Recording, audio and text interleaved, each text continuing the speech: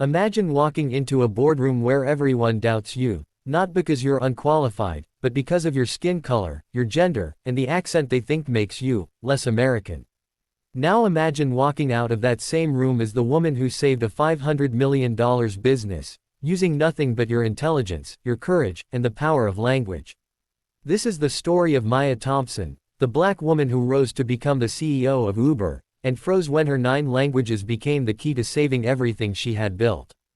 Before we dive in, make sure you like this video, subscribe for more powerful stories like this, and stay until the end, because Maya's journey will remind you that no matter where you start, greatness speaks every language. Maya grew up in a small neighborhood in Atlanta, raised by a single mother who worked 2 jobs, one at a diner, another as a night janitor. Her mother used to tell her, "Baby, when they don't listen to your words, make them listen to your work." Those words became Maya's foundation. She had a gift for understanding people, literally. By age 14, she spoke Spanish, French, Arabic, and Mandarin, learned from books she borrowed from the library and from friends at her multicultural school. By 25, she had mastered 9 languages, earned an MBA, and was recruited by Uber to join their global expansion team. But being a black woman in a world of men in suits was no easy road. In board meetings, she was often mistaken for an assistant or translator. Some executives talked over her. Others ignored her ideas, until they were repeated by someone else. Still, Maya stayed silent, observed, and worked harder.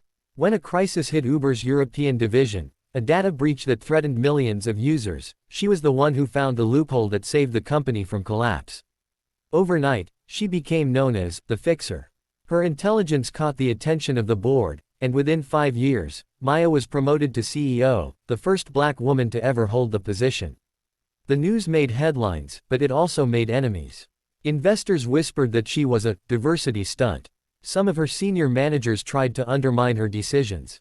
But Maya didn't come this far to prove herself to them, she came to prove herself to the little girl who once dreamed bigger than her circumstances.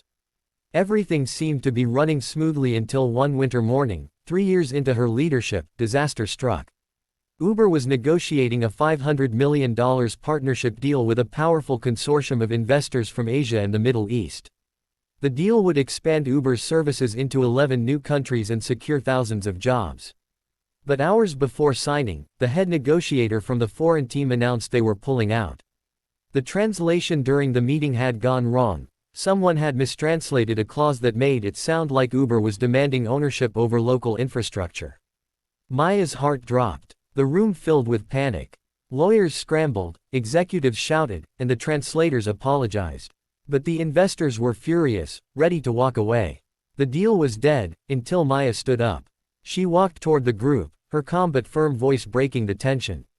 Then, to everyone's shock, she began speaking, not in English but in flawless Mandarin.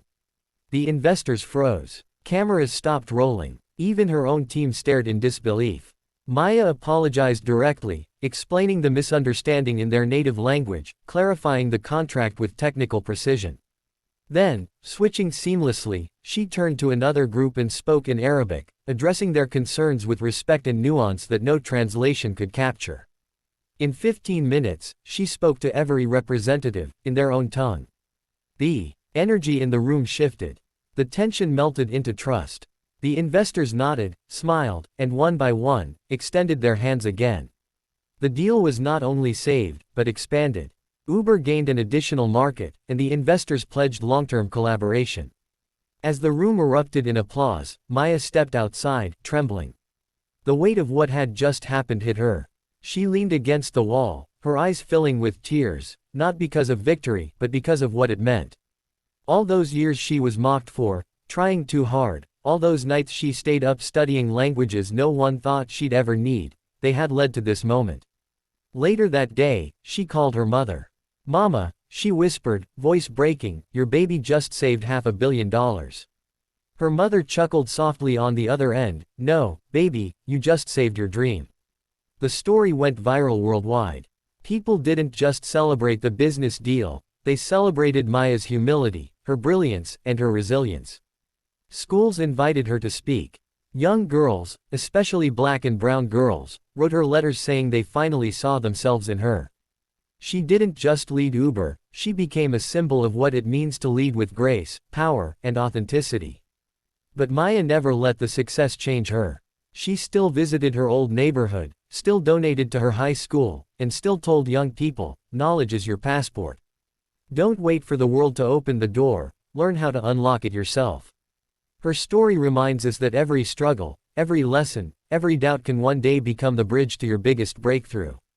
And sometimes, the very thing the world makes fun of you for, your accent, your culture, your uniqueness, is exactly what will set you apart when it matters most. So if you're watching this right now, remember Maya's words, don't dim your light to fit in, shine so bright they have no choice but to listen.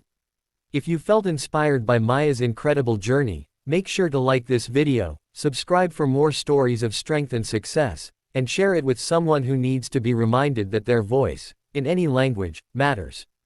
Because greatness doesn't ask for permission. It speaks, and the world listens.